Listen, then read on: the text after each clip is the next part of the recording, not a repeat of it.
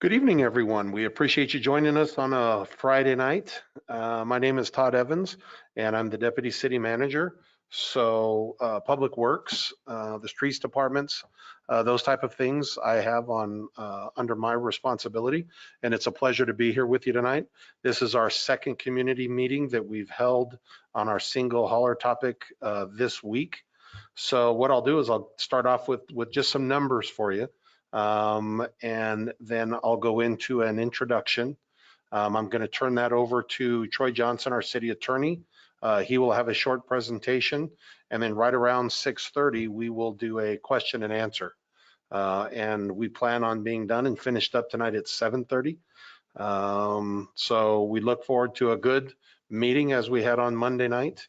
And again, just a reminder for any of you, you can jump on and put your questions in.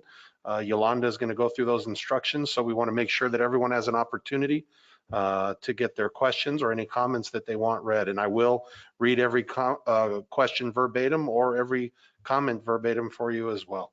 So just to give you a little background on what got us here tonight. Actually, the discussion of this concept and this idea started back in 2018. And at that point, we were working with the landfill on some issues regarding the condition of Link Road and Squirrel Creek Road. And at the time we were approached about those conditions, and we as a staff went out and started doing some research on what was some of the reasons for the conditions of those roads. And those roads were old to begin with, but we also knew the amount of trash truck traffic that was utilizing those roads were adding to that condition. So we went out and did some research and gathered some different studies that have been done around the country. And you can go onto our website, and we've got those actually in our feasibility study. So as we were doing that, and I was briefing our roadway focus group, which is a community group made up of 2 community members in each ward. We have 3 different wards in our city or zones, and you're represented each of those with 2 citizens. And every year when we sit down to do our resurfacing projects, they come in and they basically make sure that we do all those projects across the city fairly. And prior to having that group, staff made those independent decisions. And sometimes the city wouldn't be represented and certain projects wouldn't be done in certain portions of the city for several years. So we make sure now when we do use the resurfacing budget that was supported by Moving Fountain Forward, that we do projects in every zone of the city every year. And as we were discussing the Link Road project and as that was moving forward, this concept came up with that group. And one of the things that group does is they think of every different idea, option, and concept with city staff on what we can do to improve our roads and how we can come up with different funding options for those roads as well, because the streets aren't just going to fix themselves, and they're getting more and more expensive every year to fix those. So we threw out multiple different ideas and multiple concepts. And as we discussed it with council at the time, we were working on our strategic plan. So us going out and researching, doing this community feedback, all of the steps that we're taking right now, that was listed as one of the strategic plan goals and responsibilities a couple of years ago. So this is one of those 8 goals when it comes to transportation and our roads. So as we follow through with this, we're really completing that strategic plan goal. Now that goal wasn't that it would be initiated, it was just we would research the concept and the idea, and we would bring that information back to the council, and they would decide whether we move forward or not. So we want to make sure that we ensure everyone that there has been no decisions made on this yet. We are still fact finding, we're still gathering research, and that's the goal of these meetings, is to gather your input from the citizens so that we can present all that to the council. So the one thing I want to do, and Troy will touch on it as well, we want to make sure, and we did this at the first meeting as well, in no way, shape, or form is the city of Fountain saying that the roads that we have that do need work, like our neighborhoods in Heritage, Cross Creek, some of those areas, we're not up here as a staff saying that those roads are in that condition solely because of the trash trucks.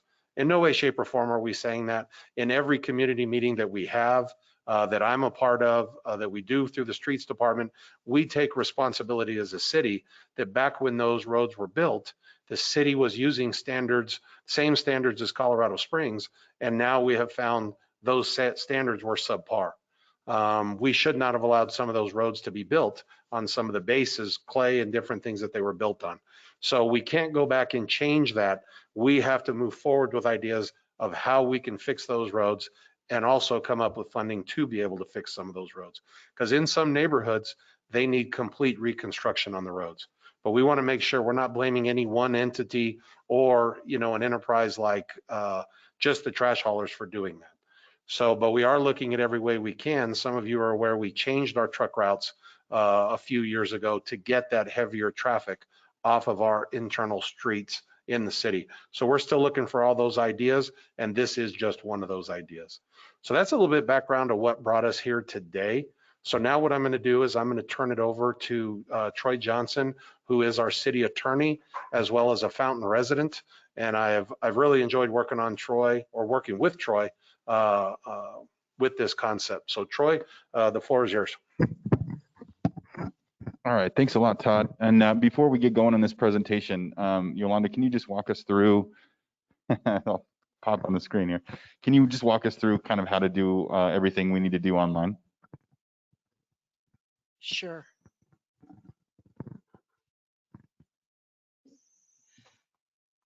So for those attending, if you're seeing this little bar and nothing else, if you click on the orange box with the white arrow in it, it will open up the full panel.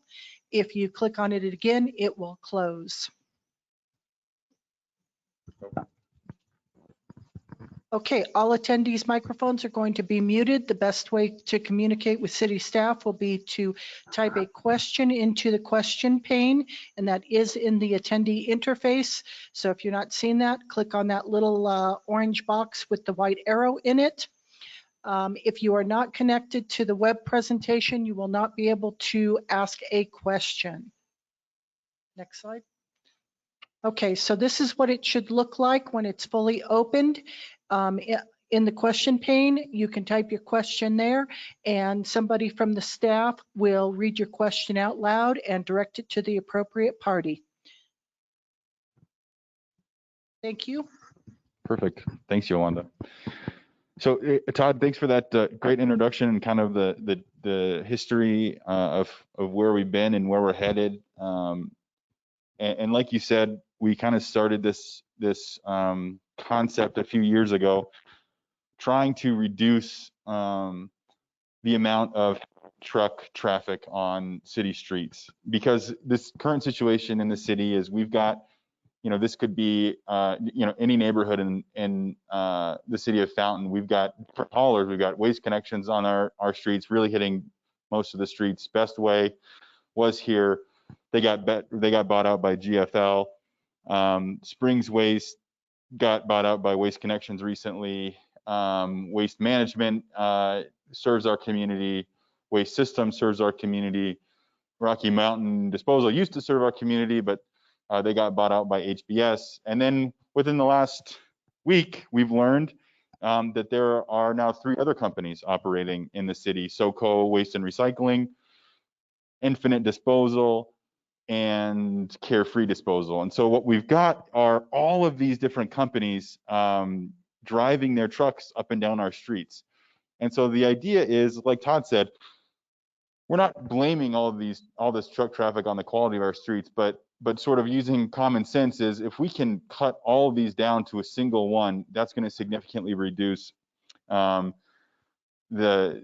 impact on our roads and all the other things that come along with it. So, and many of you have seen this before. Sometimes I feel like I'm doing lots of repetition, but say in a cul-de-sac like this, the average traffic on this cul-de-sac, there's only 8 houses here. There should be 224 passenger trips a week. And when we started doing the research, we learned that basically on the low end, that one trash truck is the equivalent of 1,300 passenger trips. And so what you'd see is, you know, these 2 homes might have the same hauler, and so you get 1 trip here, and then you get another trip with these two houses have maybe the same. And And then this house has one, and you see the numbers start adding up to where to serve this cul-de-sac alone, you're seeing the equivalent of on the small end 7,800 passenger trips. In a cul-de-sac that should have 224. And then because depending on the weight and the research, some estimates show that the damage can be as high as 9,300 passenger trips for each truck. That's 55,000. And then of course, if they're getting recycling, you can double those numbers because that's a separate truck that's making those trips. And the big question, we had a public meeting in 2018, and coming out of that public meeting, you know, that was kind of our first chance to engage with the public and really take a look at what this program may look like if there was interest by the community, and really to engage with the public. And the big question coming out of that meeting was, okay, but how much is it going to cost? And so that's what we went out and tried to figure out, and we started an RFP process with haulers that serve the area, and had them bid on the costs of serving every citizen in the city. And the numbers that we got back came in different ranges, and I'll kind of caution these numbers because this was in 2018. As everyone, was the meeting in 2019? 2019. Excuse me. Thank you, Tom.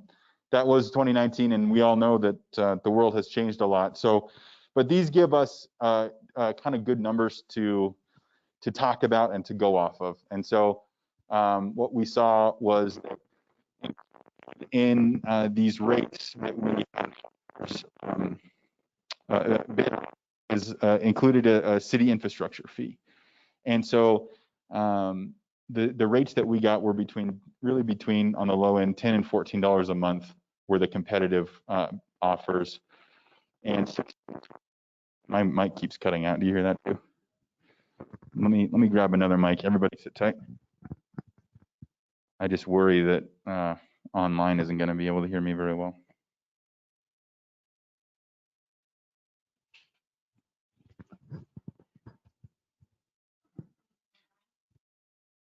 Oh, sure. Let's try that. A few minutes away from questions.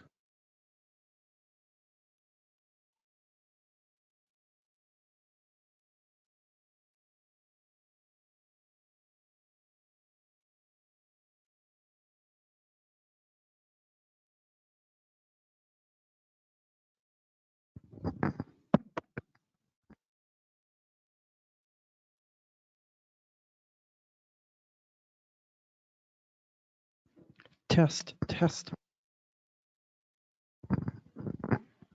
All right, let's get this one to work maybe. Thank you. All right, moving right along. So these are the numbers that we got.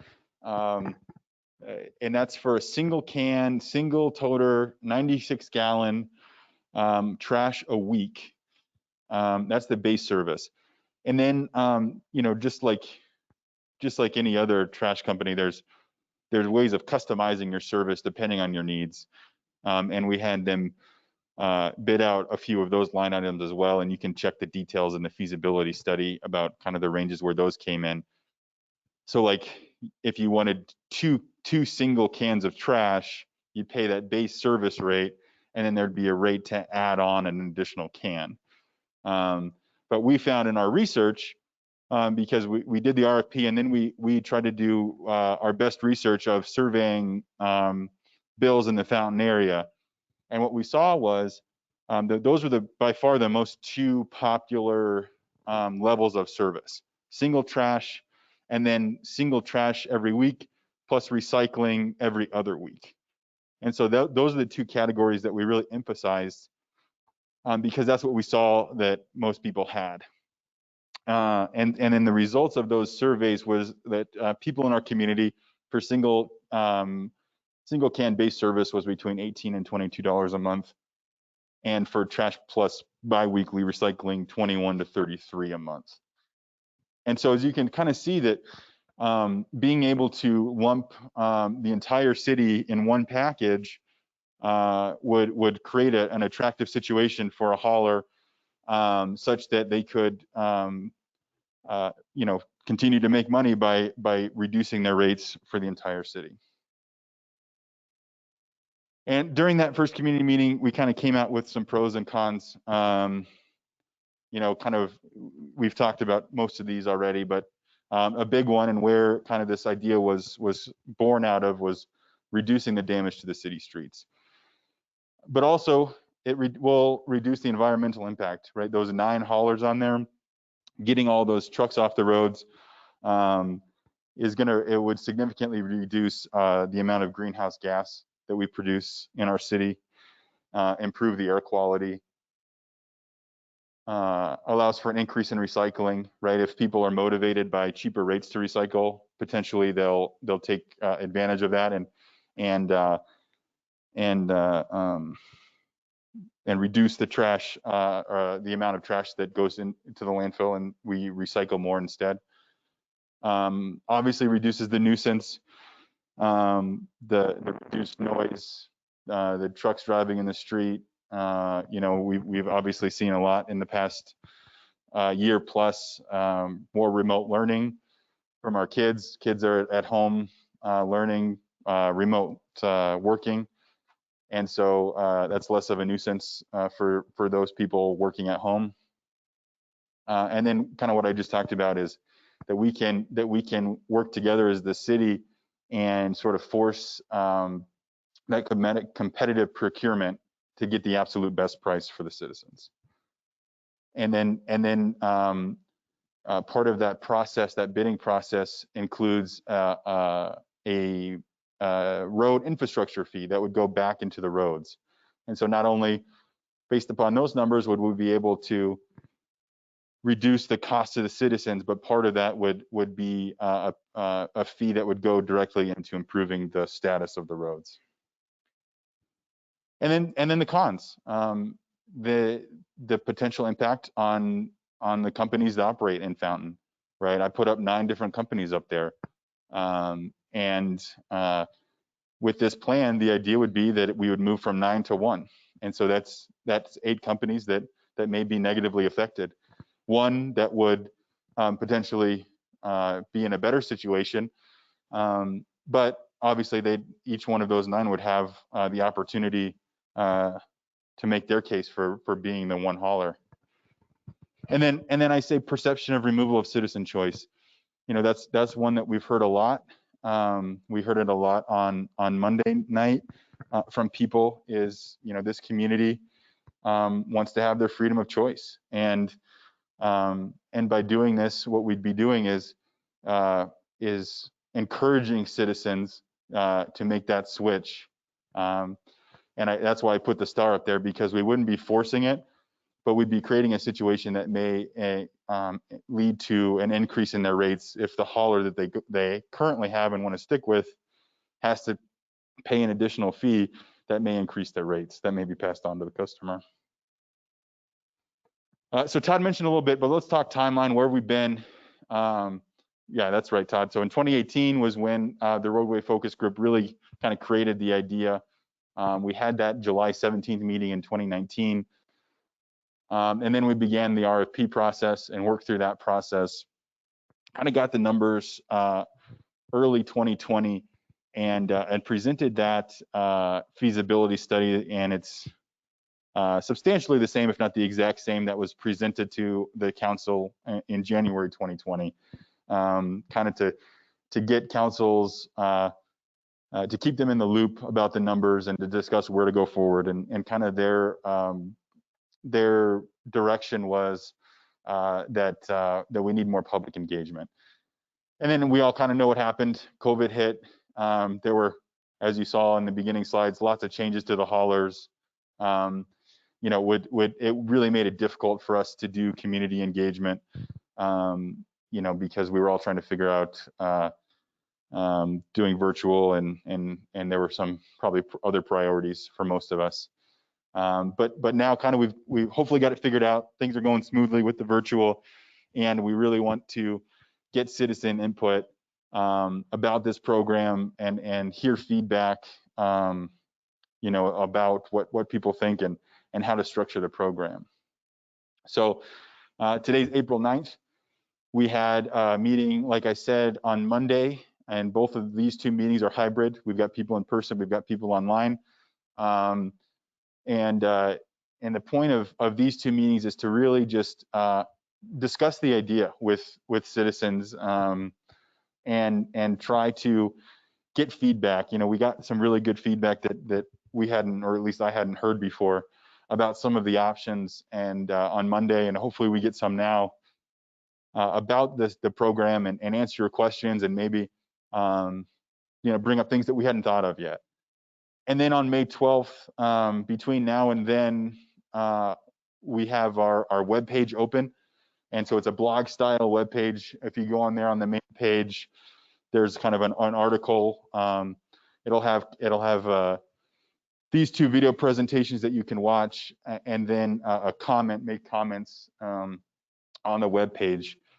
And the beauty of that is maybe some people have busy things going on. Maybe they weren't able to come either in person or online on Monday or tonight, but now they can watch these sessions and make their comments online.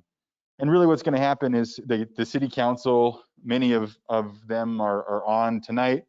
Well, maybe many were on Monday night, so I don't know if they're going to be on tonight, but they'll go watch this. And they really want your feedback. And so they're gonna receive that feedback through these meetings and through that webpage, and then make a decision about what to do next. And that's that public comment until May 12th. And then May 12th we'll have another meeting, and just purely question and answers. And so after all that has finished, and we've done that May 12th meeting, City Council will make some decisions about how to move forward, and if they want to move forward. And so kind of the four outcomes that we've kind of laid out about where we go from here is, the first option is status quo, right? We've got 9 haulers in the city. Continue to let kind of everybody every resident in the city to pick their own provider and keep things the way that it is, and really do nothing. And number 2, approve the program. There's a lot of details that go along with it. So there's a lot of different ways the exact program and the details of the program could work, but council has the ability to approve that program, and then to enter a new RFP and pick a single hauler. Number 3 is they could go to a vote. That most cities that we've seen in Colorado have councils, their city councils set up the program. But we've seen just one city in Colorado, at least recently, go take it to a vote. And the problem with voting is that this is kind of a complicated process, and so there needs to be some flexibility for the council to make decisions about the program. And so without that flexibility, when citizens would vote on it, it would be hard for them to know what they're voting on. And so that's part of the problem with a citizen vote, although that's certainly one option that they could go. And then number 4, and we got some great feedback about this number 4 on Monday, but we could implement a fee without the single hauler program. The idea is that these heavy trash trucks are doing damage to the city streets, and so we could choose to not do a single hauler program, but basically permit them for the damage that they're doing, and charge a fee for doing that. The problem with that is, I think, and what I mentioned on Monday is, that's sort of half of the single hauler initiative, and so that would potentially raise rates on citizens. You would certainly keep your complete choice of who you would go with, but that may affect your rates depending on if the hauler passed it along to you. So that's kind of the most of my presentation that I wanted to go through. But before we jump to questions and answers, I want to show you what it looks like on the website to provide feedback online.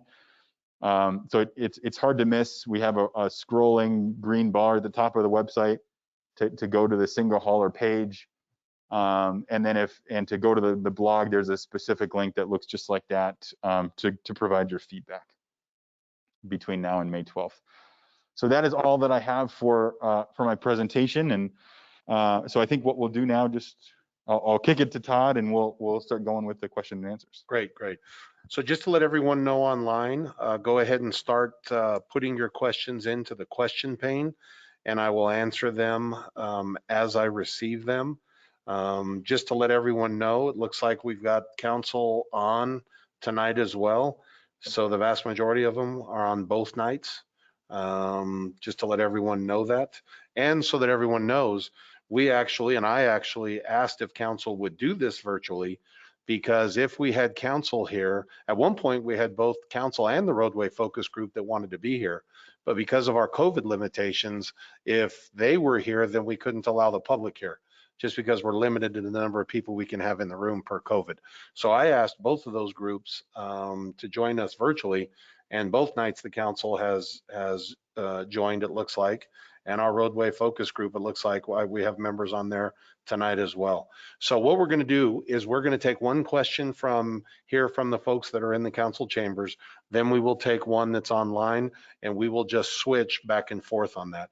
So that we do it fairly, we would ask everybody to keep your questions to one question. If you've got some feedback off of Troy's answer, that's fine, or my answer, that's fine. But we had some folks complain last time that folks were asking too many questions at the same time. And also, just so everyone know, I won't intend to be rude whatsoever, but I'm going to try to keep us focused on this topic. If you have any other topics that you want to talk about or questions about for the city, my number's on the board here, and Yolanda will be putting my number up online, and I'll be happy to meet with anyone. But we're really trying to respect everybody's time. We've got one gentleman here who's got a 7-year-old birthday that he's got to get to, and I respect that he's here, but we're going to keep it moving and try to stick to our agenda tonight. So what Rosa will do is she will come around. So if you have a question, just motion to her. She'll bring the microphone around to you. For COVID reasons, we were trying to wipe it down last time, but it really wasn't good to hand people. So she's going to hold on to that microphone so that we stay safe with COVID. So that's kind of the what we're going to do in the processes.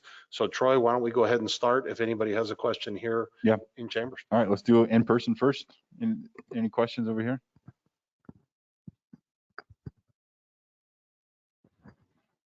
It's gonna be weird not holding a mic. All right, my name is RJ Carland. And first I want to thank Mr. Johnson and Mr. Evans. Thanks for your efforts with this. This has been a quite the feat, I'm sure, for both of you, among other members in the city. So thanks. Along with this, I have one big comment, and that's that obviously citizens are very concerned here. But my biggest question is, how come none of this data shows anything about the safety? The safety for our citizens, the safety for our children, the safety in our neighborhoods. I have 15 kids that live in our little cul-de-sac. And I know Mr. Evans and I have talked about the stop sign over on Como.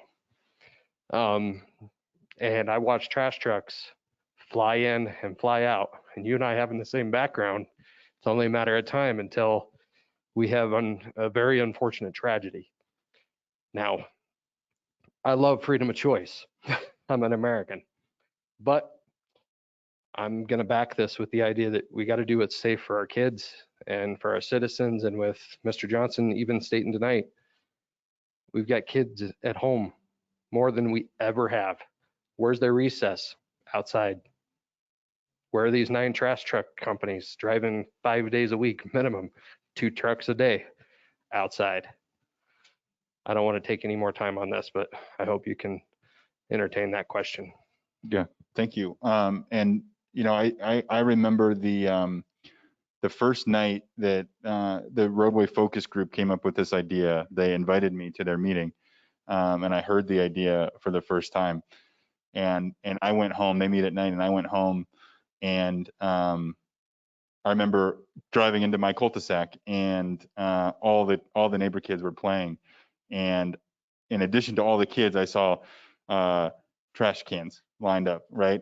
And that was one of my first thoughts, is about the kids in the street. And we all know, that they absolutely play in the streets. That's like you said, that's their recess. And so I think that is absolutely one of the benefits of an idea like this. Yeah, and you just said that's how we might get people on board with it. Yeah. Okay. Thank you. Let's take one on mine. No, the only thing I'd like to add is this gentleman is right. And in our prior public safety career, it's really tough to try to quantify something because we're so reactive in that career, and people sometimes don't pay attention until it happens in their backyard. And then when it does, all of a sudden it's, why didn't we do something? So you're right. And our focus from the city staff side of things is always, what can we do to improve safety? So you're right. We don't really know that there's anything out there that we can quantify it with. But I think your message is heard loud and clear, and arriving at those traffic accidents when you have children and anybody involved is just horrific. So you're absolutely right. It's tough to quantify, but it is one of those issues. Absolutely. So online, I'll go ahead and take our first, and it looks like our first is from Travis Bouter, and I'll read it verbatim. This is more of a comment than a question. With COVID, many people have already lost jobs. If the city eliminates 8 haulers, that could be potentially dozens of drivers and helpers.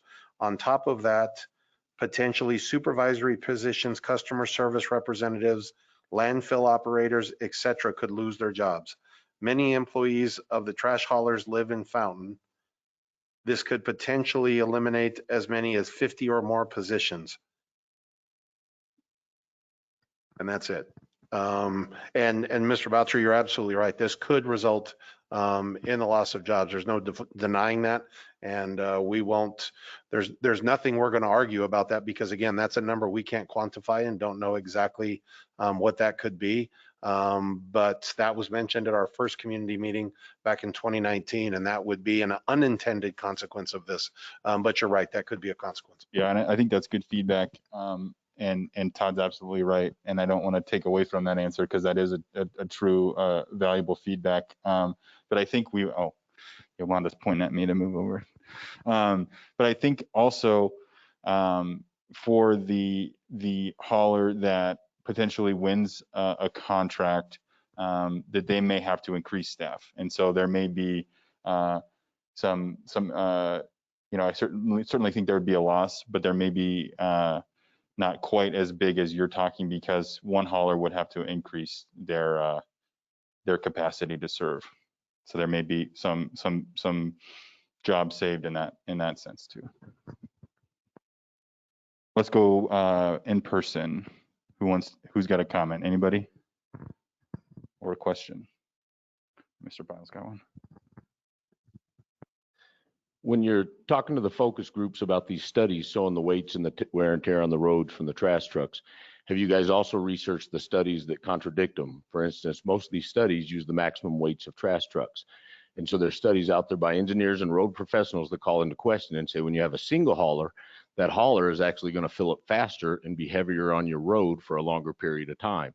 So there's a lot of road professionals and engineers who specifically say, we're not so sure that this is true, because when you have more haulers coming in, you're going to have less maximum loads on the streets for longer, greater periods of time. So these are road professionals and engineers. This isn't just and so I wonder, while everyone's studying those, are we also taking into consideration, because the trash truck is not full the entire time. Correct. And so when we're using these weights, comparing it to cars, we're using full trash trucks. And so like when you say that on a cul-de-sac, it's probably not truly accurate, because you're assuming everybody on there's full or close to full. Yeah, and I'll go back to that page, and I think Todd wants to answer this one, but I think that's why we included the range. So that's the data that they have and the studies that they've done are based upon that range. So that's why that range is up there. That bottom range is completely empty trucks. But Mr. Powell, do this for us. You'd mentioned to me the last time we had talked. Send us those studies, and what we'll do, we are going to be updating our feasibility study with the questions that are coming in both on the blog as well as the questions that you all are asking here and we're getting online. So if you'll send us those studies, we'll take a look at them. I'll send them out to the roadway focus group as well. And then we will include those. We'll put those into our feasibility study. So they're in there as well. So send those to me and we'll put them in.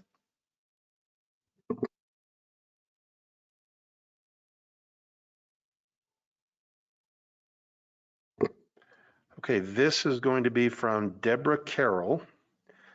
And the question is, have other cities implemented the single hauler fees that you know of? If so, did it raise customer rates significantly? Yeah, that's a good question. Many cities have done this, and the problem though is they've all done it a little bit differently. Actually, most cities that we've seen, they do force the transition, and so it's actually part of the municipal code that if you're a citizen, you have to have this hauler. That's the way that many cities have chosen to do it. You know, and the reality is our community, we don't want to do it like that, and so we want to have the incentive to switch and not force it. And so there have been a few cities to do it similarly, like we're proposing, and that's where we came up with that fee. That's the research that we looked at, and that seems to be a relatively consistent with other communities. That's how we established that number. So that it has happened a couple times. And then to answer your second part, I'm not sure what that did to rates. And because every program has looked differently, many of these cities have used this program to force recycling. And so what has happened is they kind of skew the numbers and make the trash really expensive and the recycling really cheap to really try to force people to recycle. And when they do that, it's difficult for our research because we don't know what that does to the numbers because they kind of play with the numbers in that way. And so I don't have a great answer for you about what that fee does to the overall cost of service. All I can tell you is that cost of service or that infrastructure fee is included in our bidding process. Troy, one other comment for Deborah. Deborah, we do have 3 neighborhoods here in Fountain which do have single haulers. So when we compare them comparatively to those neighborhoods, and those neighborhoods are Cross Creek, Highgate, and Ventana, we did ask for folks to give us their bills so that we could compare, and their rates were lower than the average that we saw in the rest of the city. And basically 100% of the feedback we got from those individuals was they did like having single hauler service in their neighborhoods. As a matter of fact, one of the biggest questions we got when this was first thrown out to the public in 2019 was, will we have to change our single haulers that we have in our neighborhoods that came from those 3 neighborhoods? And the answer is no. This will not impact neighborhoods that already have a single hauler program. So comparatively, those are the ones that we can answer that second question of yours, and their rates in those neighborhoods didn't go up, they did go down. All right, next in person. Anybody have anything?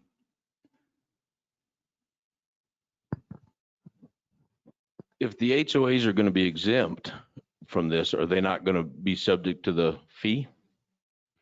Correct. What was important to us was that those HOAs, you know, have already contracted with haulers in those areas, and so we didn't want to impact those contracts for the HOAs. And so, so yeah, as it's proposed, certainly the council could choose to do it however they wanted to, but the answer is no. That in those areas, the fee wouldn't be imposed. Okay, let's see. The next we've got online is from Miss Jennifer Herzberg. In verbatim, as a comparison, my mother-in-law and I both live in Fountain. We use the very same company with the same service and bin size. My mother-in-law pays $80 per quarter, I live in a housing development that has a single hauler program and I pay $45. Thank you, Jennifer. Go ahead, Troy. All right. Any other questions?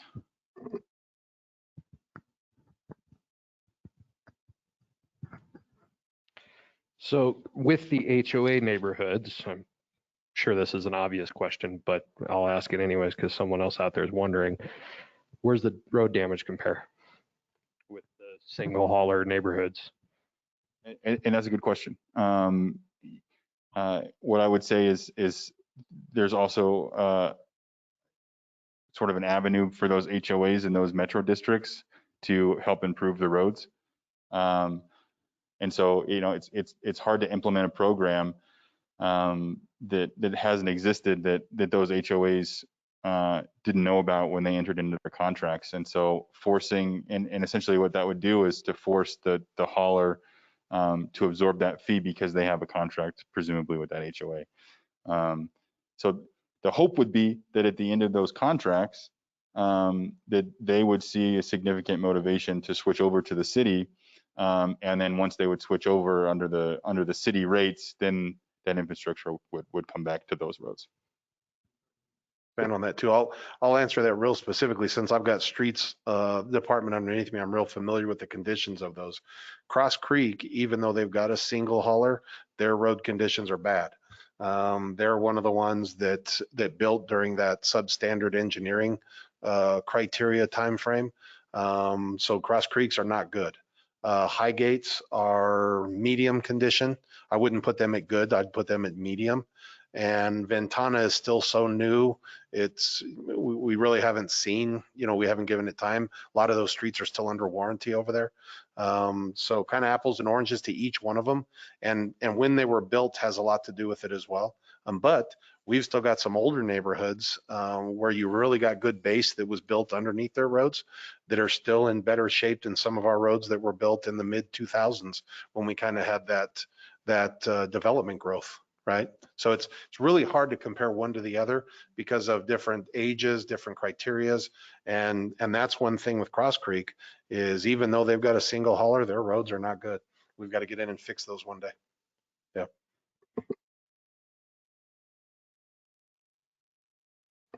Okay, so online, we are going to go with, let's see, Ms. Frank Carrick.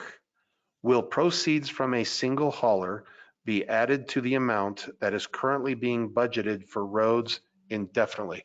And I'll take that one. Let me make sure I'm answering that correctly. I'm going to read it again, Fran.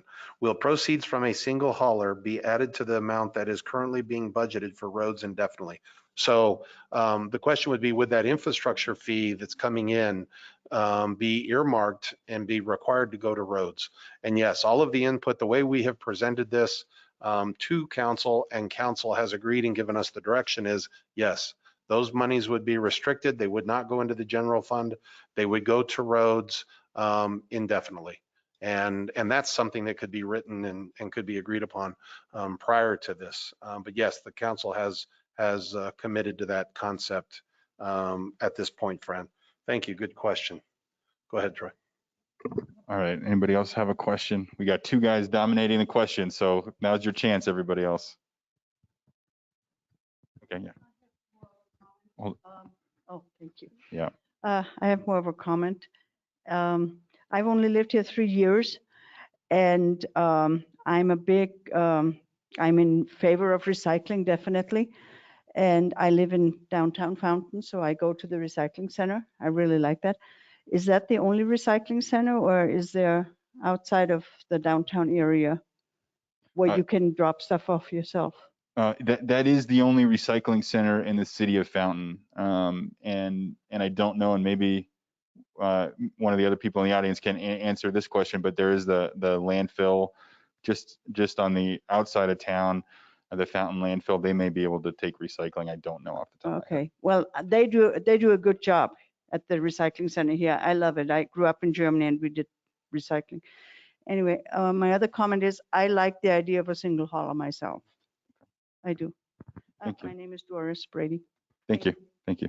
Thank you. Yes, and if everyone would, since we're IDing everybody online, thank you, Yeah. ma'am, and thank you, sir. If you would go ahead and ID yourself, and if you're a Fountain resident, that'd be great. But we appreciate that feedback on the recycling center, and it is very popular. So that is a good thing. Thank you, ma'am. Back to me, and we will go to Travis Boucher again. As a response to Mr. Carlin's comment about the dangers of a trash truck on a city street, if we assume there are 9 homes in a cul-de-sac and each use a different company for both trash and recycling, that would be a reduction of 16 trucks. These are men and women who drive for a living, quote, professional drivers. I would be more comfortable with all 16 of those drivers than a single teenager who just got their license. Should we not allow teenagers to drive on our streets as well? So that we stay on topic, I'm not going to give Mr. Carlin a chance to respond to that, but Travis, we appreciate your comment. Go ahead, Troy.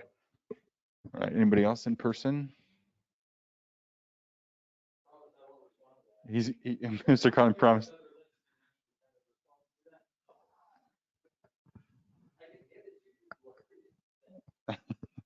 Let's do this. What Mr. Carlin stated was rather than responding in person, and we appreciate that, he's got a list, and I don't know if that's a study. What I want to tell anybody, if you've got any studies out Yep. there, and Mr. Pyle's going to get us one, and Mr. Carlin, please give us that one, and we'll be happy to include those in the feasibility studies as well. Oh, okay. Yeah, I'll be happy. If you want to hand those sure. over, I'll be happy to. That's right. There we go. We're keeping it focused. Appreciate that. Okay, I'll do that. So go ahead. Do we have anybody else in person, Troy? Another in-person one.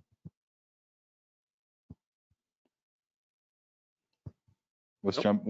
Maybe, but we'll jump to an online one and let them think about Okay. it. So back online, this is from Melody Watson. And it's a question. I am wondering why trash companies were singled out. Are you going after the delivery services next, like Amazon, UPS, and FedEx? What about school buses? If you go into any of the older streets in the neighboring Whitefield area, they do not have these issues. And they use all of these trash companies. I already get the same rates you show in your RFP from my local hauler, thanks to competition. So do you want to take the first part of that question, or do you want me to? Sure. Go ahead. I think that's valuable feedback. We heard that on Monday as well. And what I'll say is, we're trying to solve problems the best that we can. And I think you're exactly right that the trash trucks aren't the only heavy trucks on the roads. And so this is a proposal, and this is an idea that we're focused on trying to solve now. And we're certainly open to feedback on how to solve those other problems as well. But for now, we're focused on this one. Okay, and this is in-person question here from Mr. Carland. When picking a trash company, can some research be done on the safety policies of the companies, i.e. number of accidents their companies have been at fault in, drivers' histories, and companies charged with being overweight? Yes, I think that's something we can add to that. Yeah, and that's a good question. And I'll mention that during the RFP process, obviously we didn't select a hauler for that first process, but part of the selection process is different categories and different things to rate each company on, and the categories off the top of my head were obviously price. That was the most weighted category, and then like approach and reputation. And so I'm not sure we asked those specific questions, but we certainly can next time and evaluate their responses to those questions as a part of that weighted evaluation. And then another category is local preference as well. And just one other comment to add to that. As an example, when we did change our truck routes, Many companies were great with that, and they got their drivers to adhere to those truck routes, and they were great. But we got a lot of complaints from different neighborhoods where some companies were using neighborhood streets to cut and do shortcuts on that hauler routes. And I personally called many of the owners of those companies. One of them has been sold, who had the biggest violators, has been sold, but they couldn't get across to their drivers. But that's absolutely something that's important to us, that when rules are put in place, that because they're CDL drivers, that they don't find shortcuts and put neighborhoods and other things at risk.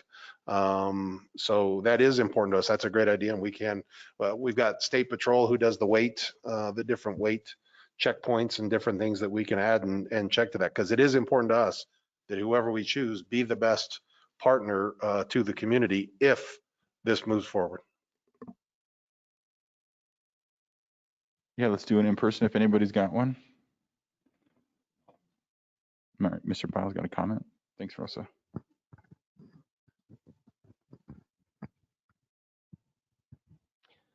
I know I've expressed this to Todd, and I think it's important to understand that, for instance, our base rate, your enterprise fee is roughly 17% of our base rate. Through history, our rate raises have been 3 to 5%. And so, I mean, forgive me if I'm a little skeptical that there'll be long-term savings when we're starting out with a fee that is basically over 17% of our base rate today, that over the long haul, the rates will stay low for the city people, and that the fact that they would possibly give up the freedom of choice to save $1 or $2 a month. Most people I know would pay $1 or $2 a month to have the freedoms to cancel if they weren't satisfied with the service, or if the particular day or the time that their trash was getting hauled did not work for them, for possibly $1 or $2 savings in the beginning, because that's a pretty substantial fee to be able to pass along and still get cheaper rates, because the HOAs are getting the great discounts because there's only one bill going out and they're guaranteed payment, where when the city does this, they're still going to ask the haulers to individually bill each customer. So it's hard to believe when we talk about the good sides of the HOA, it's important to explain to all the citizens why they're getting the discounted rates. They're guaranteed payment, one bill, one payment, where the city is going to have a 17, in my particular case, a 17% fee on my base rates, and then also expect them all to individually bill and not have the freedom of choice for possibly saving $1, $2 a month. Most people don't want a contract or to be locked into one particular hauler for possibly saving $2 a month. Yeah, I see what you're saying. And just for the people listening, Mr. Pyle, you own and operate waste systems, is that right? Okay, just so people understand where you're coming from and the expertise that you have. So, you know, I think one thing that I'd like to mention, I think that's valuable feedback, is that we looked into, and I'm sure you'll remember during that RFP process that we engaged in, that we asked haulers to bid out numbers for if the city did the billing, and we found that on average that saved maybe 50 cents to $1 per house, the way that the numbers worked out. And so, you know, we decided that wasn't probably the right route to take, because that wasn't, you know, a significant cost savings. So that's the comment I'll make, but thank you for that feedback. I don't think you've kind of gone into the concept of choice. Could you kind of go into the concept of choice and what we want to make sure people keep their choice? Could you talk about that a little bit? Yeah, and that's exactly what, you know, I've talked about how other cities have done it. And the way that we've decided to do it is to really let citizens keep that freedom of choice to be able to select the hauler that they want. And just this program that, instead of forcing people to switch, we will encourage them to switch through saving the rate and kind of pooling all the houses together to be able to get a good rate. But that you'd still be able to choose who you'd like to get your trash picked up from. The only difference is that trash hauler would have to pay an additional fee to be able to pick up your trash. And so you'd still have the freedom of choice if If, like Mr. Pyle was saying, if $1 or $2, as it ends up being, is not a significant motivation, you don't have to switch. But also for full transparency, that hauler is going to have to pay a fee to pick up your trash. And so they may pass that fee along to you. And so I think that's where the kind of freedom of choice arguments come from. But in reality, no matter what we do, up there on the 4 options, nobody's taking away the freedom of choice. That's not on the table. Yeah. Hold on one second. We got one in person. Can I take this in person one first? Okay. Thank you.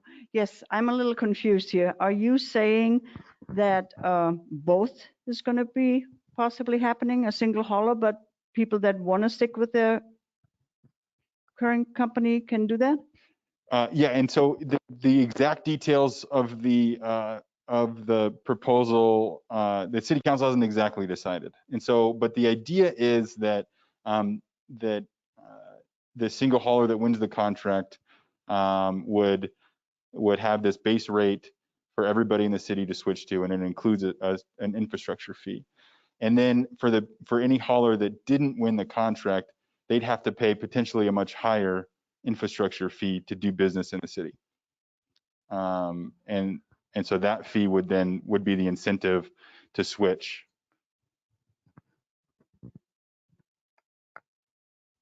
Let's take one online and then I'll jump back to you. Okay, this is from Mr. Gordon Rick. Can we exempt the HOAs for the duration of their contract with their hauler? Then once their contract is up, ask them to join the single hauler and pay the fee? Sure. Yeah, and that's a good question. And I think that's one of those details that is going to be left up to the council, whether or not they want to sort of exempt them forever or just until the expiration of their contract. I think we would have the flexibility to do either if the city council wanted to.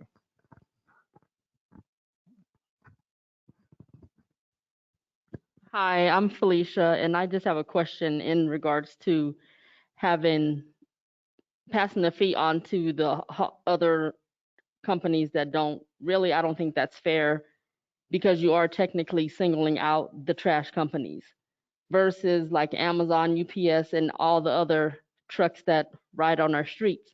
So is there something that's going to be in the contract or the wording where the other companies like Amazon and everything will have a fee also, infrastructure fee?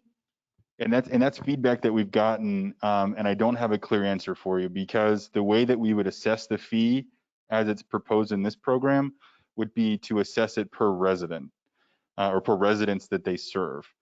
And so we're gonna, and I'm sure if we implemented this program, we'd have to go then back to the drawing board to figure out how, in fairness, how do we assess a similar fee to the other trucks that are doing similar damage equally?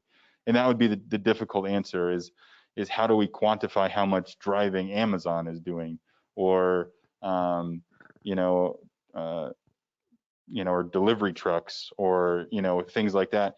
How do we set up a permitting system that's equal and fair to what we are doing with the trash haulers? And we don't quite have the answer to that problem yet. And that's kind of what I said earlier, is we're really trying to focus on this one, but that is a problem, obviously, that is in the kind of on the horizon for us to solve as well. So it would be kind of nice to know that information prior to, just like, not trying to get off subject, like they passed the marijuana law, making it legal without having all the rules and regulations in place. So you want us to vote on this, or however you want us to accept it, in a sense, without like all the rules for trying to look at it for the other kinds of trucks. Yes.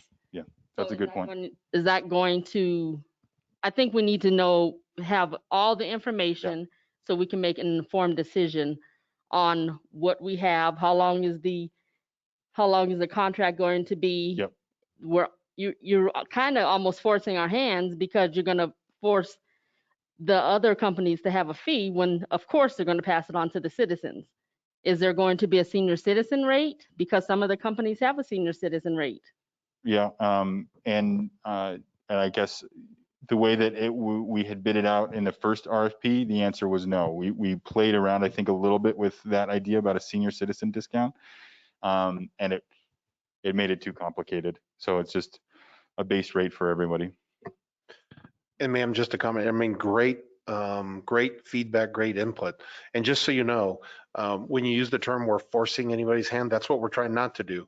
We're going to take that type of feedback and include it and make sure that the council's aware of all those ideas and different things. And just so you know, if by chance this would get approved, there will be a significant time frame before this is started. So we've been talking about, because there's a lot of municipalities out there that have a heavy hauling permit. It's unusual that we don't. We actually have a lot of heavy hauling companies. And when you talk about your Amazons and FedEx and things like that, a lot of them do not meet the heavy hauler criteria for those heavy hauler permits, just so you know.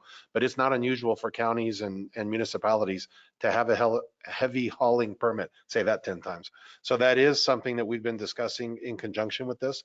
And before this would be the inception of it, we probably do need to have all those answers. So great feedback. Let me take one online. This is from Mr. Dustin Mays. And Dustin, I really don't understand this one, because this is the first question I've gotten from you tonight. Maybe you're referring to the questions that you asked on Monday. And those of you will remember, Mr. Mays is the owner of a company that's trying to come into Fountain, that SoCo Waste, and we appreciate you getting with us and getting your business license taken care of, Mr. Mays. So thank you. And I'm going to read verbatim. My question previously was not answered. You said every company can bid fairly, but this is not true, as big corporations own the landfills. So how is this fair to the community and local small businesses when we cannot bid as low because we do not control the rates? You said, well, those are privately owned, but if you go visit them, it's pretty plain and clear. They either say Waste Management or Waste Connections on the signs, and they are controlled by big corporations. Yeah, that's something that's out of our control, Mr. Mays. The landfills make the decisions on their dump rates or their landfill rates. We don't get involved in that. We have been lucky, and I know the citizens are appreciative, because our landfill out here on the edge of Fountain, and it is not in the city of Fountain. Many folks think it is. It's the Fountain landfill, but it's not. But they actually offer our citizens reduced rates for them to go out and dump. They also have sponsored our city cleanups when we've had those. So we do appreciate that they've offered those to the citizens, and I've gotten great feedback from the citizens that have been able to take advantage of that. But we don't control, nor could we control through this single hauler what those rates are going to be out at the landfills. Go ahead, Troy. All right. Any other questions for us in person? We got two over here now. I just have a question for Mr. Pyle, since you have your own company. So if we, as the citizens, vote or agree on this, would this be more beneficial for you? Would it hurt your company? Because now you have to go out and buy trucks. Would the fees at the landfill be more or less? How would it impact you, the small business and bidding?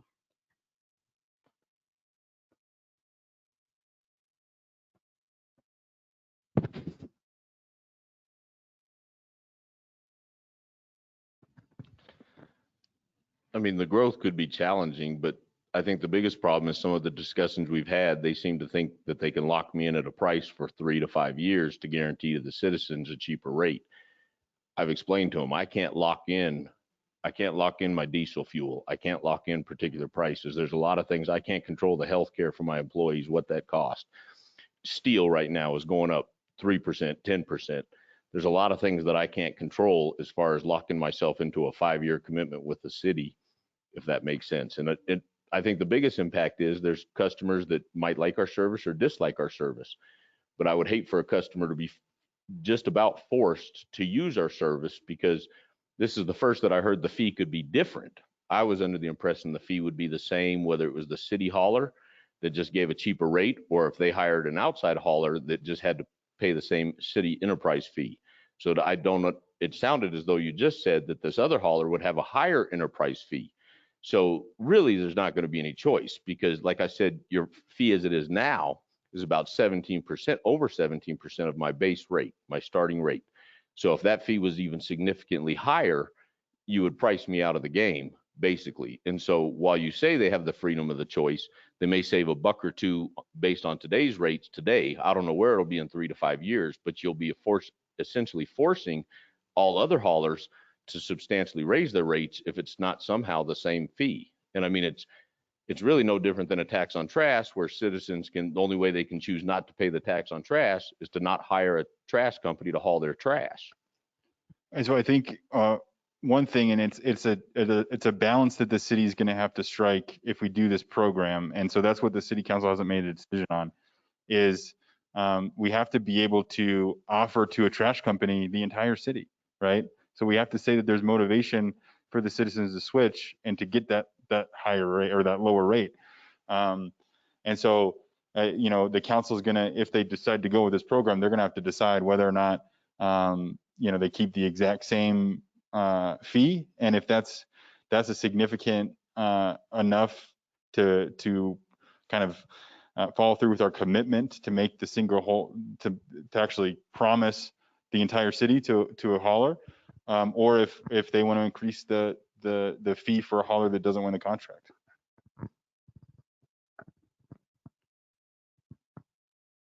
You want to take one?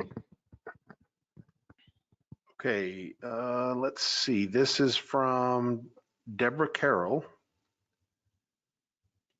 And I think it's more of a statement than a question. I hear people complain about our roads all the time, but they don't want to raise taxes and they don't agree with single hauler trash company. I wonder what suggestions they would have that would work. It's a great comment, Deborah, and something that I've offered to everybody is if you have any ideas that are going on around the country that we haven't picked up on. I mentioned this the last time. I would love for anybody to come in and sit down with me, and I will show them that in the last 3 years, we brought in about $13 million to our road systems that weren't paid by the taxpayers. Right now, we just found out end of last week, we have another big grant that could fix a main thoroughfare in the city that needs to be rebuilt, but that grant comes with a match. So when folks say, you know, go out there and get grants, you don't get big grants without a match that comes with that. So the match on it would be about $2 million. And our current road maintenance budget every year, the council added to it this year. So in this year's budget, it went from $150,000 to $200,000 for 110 miles of road. And just to give you an idea, to build a new road right now from the base up is right around $1 million a mile. So that kind of gives you an idea when we have a $200,000 road budget. I use the example, you could get rid of me tomorrow and my salary isn't going to pay for a quarter of a mile of one of those roads. It won't pay for a 1/10 of a mile of one of those roads. So I would ask anybody with any ideas, as Deborah mentions, please come in and see us. We're happy, as we are with this idea. We will vet them, we will research them.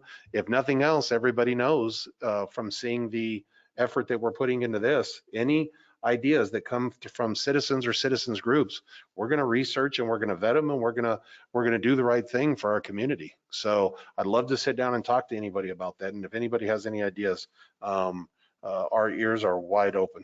So Troy, do you have anything? Nothing else on that one. Figured I would close up with thank you again. You guys got a lot of work on your hands now. Yeah. But as a citizen, I would like to know, and I'm sure that everyone in here and online, but when do we need to know the next, basically we have to make a decision point or come in here and strike our opinion again. So we'll do a question and answer session on May 12th. That's going to be virtual. So we'll go to that we'll have that virtual meeting. In between, at some point next week, we'll update the feasibility study and try to address some of the questions that have been answered and add some more details to that feasibility study. So go look for that next week. Make your comments online. and then we'll have that May 12th date, and then we'll kind of put it in the council's hands. You know, I don't know exactly what that'll look like, what they'll want to do, but everything that they do is public, and so we'll do a similar kind of information campaign for the next steps. Like I said, right, one of the options was they could choose not to do anything, and you never hear from us again. But on this issue, or you know, maybe they schedule an information session for an actual council meeting, and they can discuss it as a group together. But anything that they do moving forward is going to be a public process. So they just asked us to collect as much data and public input as we could during these 3 meetings. Okay, I've got a couple that have popped up, Troy, so I'm going to take 2 if that works for everybody. This is from Mr. Mays again, Dustin Mays, and it's a comment, not a question. And this refers back to his comment regarding not being able to control the landfill rates.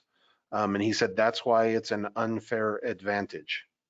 So copy that. He's saying an unfair advantage to the national haulers. And then the second, this is from Ms. Fran Carrick. Keep in mind that the city doesn't lock in utility rates, and every citizen of Fountain pays whatever increase is approved by council. Not fair to free enterprise. So that's Fran's comment. I think that's a fair comment too. Yeah.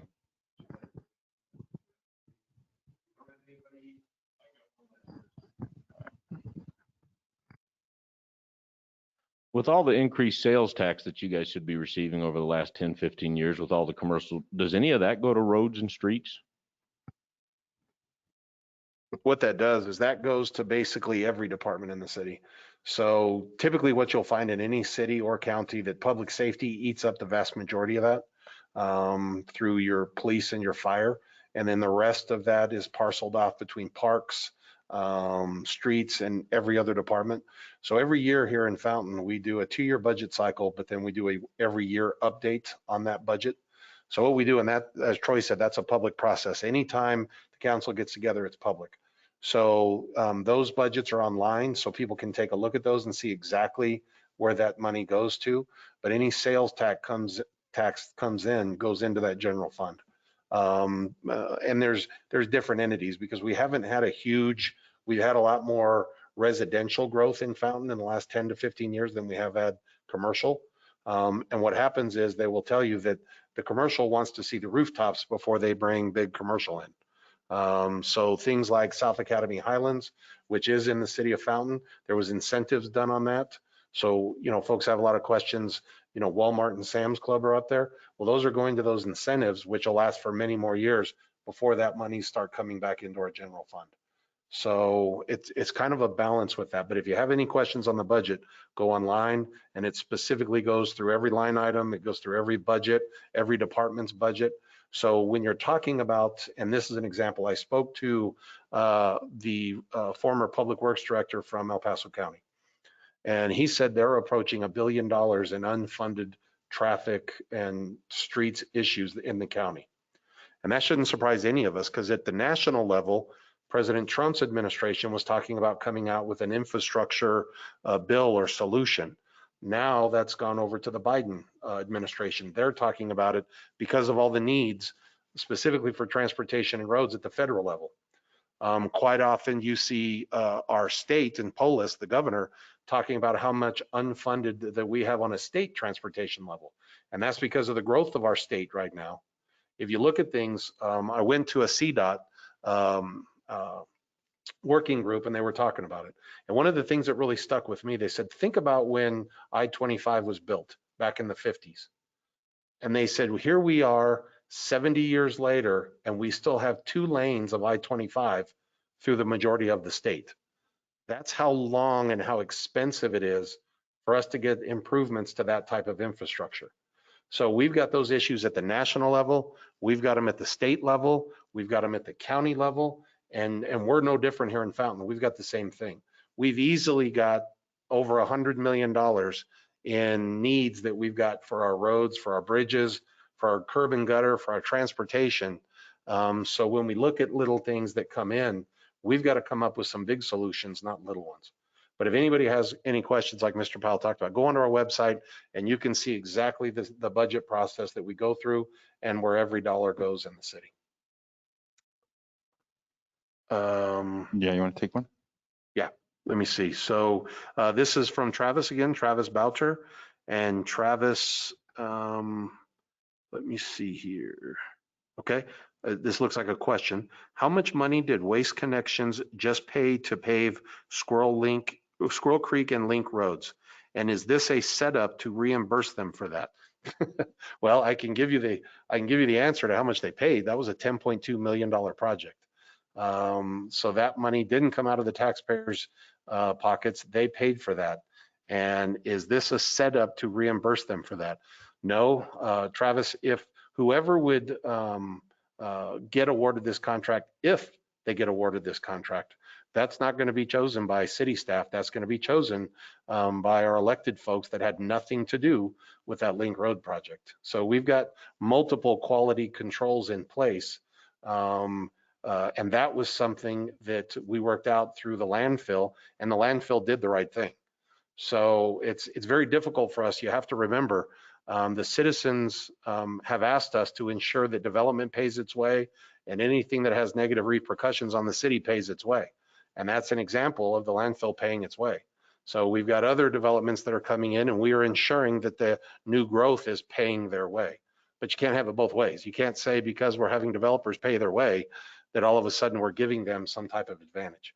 No, that the individuals that were involved in that was primarily myself, and I'm not going to be involved with selecting who this single hauler might be if it moved forward. So Travis, no, we have multiple quality controls in place. So the answer is no. All right, we promised to be done by 7:30, so we got about 15 minutes left. If anybody's got anything else, Mr. Powell's got one. Okay. Hey, just to follow up on what he had just said about the council be the one to make the decision. Now, perhaps something's going to change in this new deal going forward than last time you did it. But last time when I was submitting the bid, I specifically asked in the meetings, will all the bids be presented to council? And I was specifically told no, that the best bids would be chosen to present to council. So where you had just said that council will make that decision, I don't know if I misunderstood, or because originally last time we put in a bid, I was specifically told, no, all bids will not be presented to council. And the reason that all bids won't be presented to council is all bids didn't get to save the citizens money. So a specific direction that we've gotten from the council that is, if this isn't a cost savings to the citizens, they're not interested in it. So ultimately, if we go back and we have to refresh those bids, which we would, because things have changed since 2019, as you've discussed. The bids that don't save the citizens the most amount of money won't go forward to the council because they have given us that direction. So that's plain and simple. They don't want to see it if it's not going to save the citizens money. And chances are, and I don't know exactly how we would have or will do the actual selection process, but the elected officials will be involved, whether or not they want the entire council to do it, or just a select number, and it will be blind. And so, the proposals we'll give to them will be without anybody's business company name on there. So it'll be kind of a blind process. So people like me that may know and set it up won't have a voice in who gets selected. We say that with the council may not decide to do that. We've got those four options, and we're just answering the specific questions. They may decide to go a whole different route, or we could be done. Who knows? So okay, I've got one other question on here from Mr. Mays, Dustin Mays. Did you know to purchase just trash cans, it would cost approximately $1.2 to $1.5 million. Then on top of that, a company would have to purchase trucks and find the employees to run the routes. Then on top of that, the landfills that are owned by Waste Connections and Waste Management, who would control our rates while their companies would also be bidding. You're forcing people to choose the cheaper rate we cannot compete with and taking away their choice while killing small business if you approve this. So Dustin, this kind of came up in our first meeting back in 2019, and I'm just going to give you the straight, transparent, to the point answer. And Dustin, we don't work for you. You've got a startup company, you're trying to get up and running. We get it. You're trying to move into the city, but our responsibility as city staff is not towards your business. It's to getting the best rate and saving the money and safety and all the different things that have come up tonight about the city. So those are logistics that you would have to work through. But if you were here, I'd give you the same answer because I did it at the first meeting. We don't work for you, we work for the citizens. So that's where our responsibilities lie.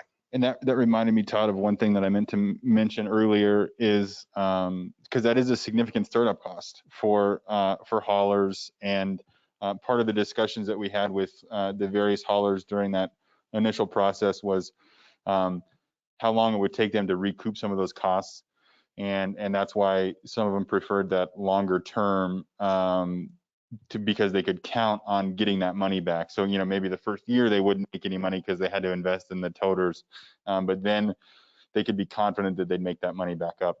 And then the one thing I did want to mention, I mentioned it on Monday and haven't yet, is that we have been looking at grant programs to be able to, because of the reduction in greenhouse gas and the potential increase in recycling, there are state grants. And so other cities who have done similar processes, like for example, a city up in the Metro Denver area was able to use a grant fund to pay for all the recycling totes for the entire city. And so there may be avenues to explore there to cut down some of those costs if the city decides to go with this program. So there are potential ways of solving that problem, but that is a legitimate concern about the upfront costs. Absolutely. So I don't have anything else online. If we don't have anything else, we have one more in person. Go ahead, Rose. We got one more. I can certainly sympathize with the small business guys like Mr. Pyle that's here with the startup cost alone. You know, maybe something else to look at would be splitting that city, just like the police department splits it into areas, you know, and breaking that down. You know, we have 4 companies that look like that are local, you know, and they have a chance to be in the game for this. And yeah, you work for the citizens, but they're here in citizens as well. It gives them a chance to get in the game and let the big guys do what they do, but break it up and share the love. So maybe that's something you can think about. Yeah. So your suggestion, so I'm understanding it, is to maybe divide the city up into zones and bid out the zones. And that's one thing that early on in the process, Todd, if you remember, that was an idea that the Roadway Focus Group had too, because they come from zones, right? And so when we didn't bid it out, but during that process, we discussed that idea with the haulers. And I don't know, Mr. Pyle, if you remember differently, but you know, the problem is, again, it comes back to that balance that you have to have enough motivation for them to decrease the prices. And so with only half of the city potentially, that's not as high of an incentive as the whole city. And so what we saw is the numbers. We didn't get exact numbers, but what we saw was that we could get better rates. And that was really our primary goal, was to get the best rates. And the best rates came with the whole city. And so that's kind of why that idea faded away. But I think, you know, potentially that's one way to go. Yeah. Yeah. Again, nothing's off the table. Right. So if that direction comes forward, we're game for whatever the direction is. Yeah, we'll follow it. But we like that also. Okay, so this is from Mr. McClure, Robert McClure. Could you guys split the services between different companies so we aren't cutting companies out and share the last is misspelled, but share the something, but it's the same concept. So yeah, as we said, Mr. McClure, nothing is off the table. And if that would happen and it would bring those rates down where it was a savings, because I want to say again, the council isn't interested in moving forward if there's not the savings, but that's definitely not off the table. And, you know, Todd, I don't want to spend too much time on this because I think it's good feedback. But one thing that we kind of, when we went down that path, we realized then who gets the better rates. which zone, because the companies come in at slightly different rates. And so how do you decide which zone of the city gets the better rates or the different rates? And so that would be a hard question to answer, because you keep two companies, but they'd be slightly different. And then do you maybe do the average of those two and force, so those are some of the considerations that we thought about. But I think that's a good feedback. One of the things Mr. Pyle has succeeded in is he's given me my associates in Trash Hauler 101 in the last 2 years. But that would probably be something we'd have to sit down with those two haulers, because there's so many people out there, as he's taught me, they want different times a day and different things they pick up and all those different things. So that would be a challenge, but that would be something, if it would prove, we'd possibly sit down with the two final companies and say, how do you make your menus the same for the city of Fountain? But it would be a challenge. So let's see, I've had a couple more pop in here, so I'll go through them quickly. We're going to try to stay to our timeline. So this is from Ms. Herzberg, Jennifer Herzberg, and it verbatim, just a comment. But if the smaller companies know that they cannot compete individually, perhaps these smaller companies could explore the possibility of joint ventures to compete together instead of alone. So, one thing I'd like to tell everybody is when you take into account safety and all of these different things, some of these startup companies, I hate to say it, but we'd never set the city up with a company that couldn't handle this size of the contract. So we would have to take that into account. And again, that's being transparent and those type of things. We couldn't turn this over. And we actually explored initially with doing this along with Fort Carson back in 2018 when we first looked at it, to see, could we get our citizens, we do intergovernment government service agreements with Fort Carson right now, and would we be able to get our citizens a better rate if we did that? Well, what we found out when we pulled that all together was Fort Carson just has so many different criteria and logistics and all of those different things that it wasn't doable. And so for a lot of smaller companies trying to ramp up to what this young lady said, that would be a challenge. So we would have to make sure that companies are capable and have a past precedence and a history of being able to handle this size of a contract. But that's something, again, that if companies could work it out in the private sector, Yeah.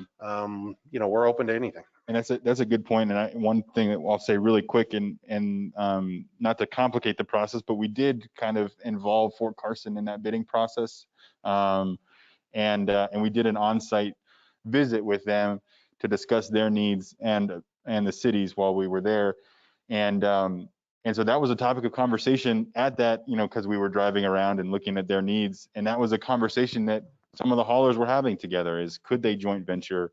Part of that conversation was, can you handle the commercial and the big things if we handle the residential, and things like that. And so I think that's sort of on the table, but that's going to be up to them. Absolutely. All right, and since the mayor is going to make fun of me, my wife just got on and asked if I was going to need dinner when I got home. So I said I'd read every comment, and that's the one that I did tell Todd, make sure you read every comment verbatim. She did verbatim. So thank you for putting that on the record. Good. Yeah, the mayor's going to. What are you going to say? Mayor's going to hassle me anyway, so that's who I had to answer. Okay, Dustin Mays, we are just getting better rates. Have you been to a Walmart lately? Sometimes it's not just about the rates. It's also about the people involved in the community and the small businesses that support the community. You just said you wouldn't give this to any small business that couldn't handle it. Who decides who can or cannot handle it? Well, Mr. Mays, that's just going to be part of that selection criteria. That's one of the criteria areas. Yeah. So just like you do anything else, and again, we're not trying to hide anything here, but just like when you look at bringing a contractor into your home, you always want them to bring past precedents and what their history is. We do the same thing when we do bids for construction companies, asphalt companies that build our roads. So that's just part of, if you do a bid or an RFP with a government, just expect that's one thing you're going to have to do, is just bring that type of qualifications to the RFP process. So that's something we do with everything that we bid. And then one more comment from him. He says, sounds like you all have made up your minds. No, you couldn't. Nothing is farther from the truth. We tried to reiterate in 2 meetings that there has been no minds made up. We're just here to collect information, but I hope you respect that when you ask questions, we're going to give you honest answers. So that's part of any governmental bidding process is you have to be able to meet certain criteria. That's all we've got, and we're at 7:29, Troy. Okay. Well, thank you all for coming, especially the in-person people. I know it's a Friday night, so we appreciate you all being here. Next meeting, all virtual on May 12th. So any more questions, check the website. Until then, feedback online, and then we'll do some more question and answers after all that feedback. So thanks We again. appreciate it. And I also appreciate the haulers reaching out. Mr. Mays, feel free to give me a call as well. But we appreciate everybody's input. And we just would like to, again, recommend everyone go to the website. There's a banner up top and then another one down below under new business. And you can go on and put your comments on the blog. That's what we're doing this for. And we look forward to gathering all that until May 12th. We'll do another Q&A on May 12th. And that's going to give people a long time to be able to give their input that then we will be able to forward to the council. So we really appreciate everybody and thank you for taking your Friday night. Thank you.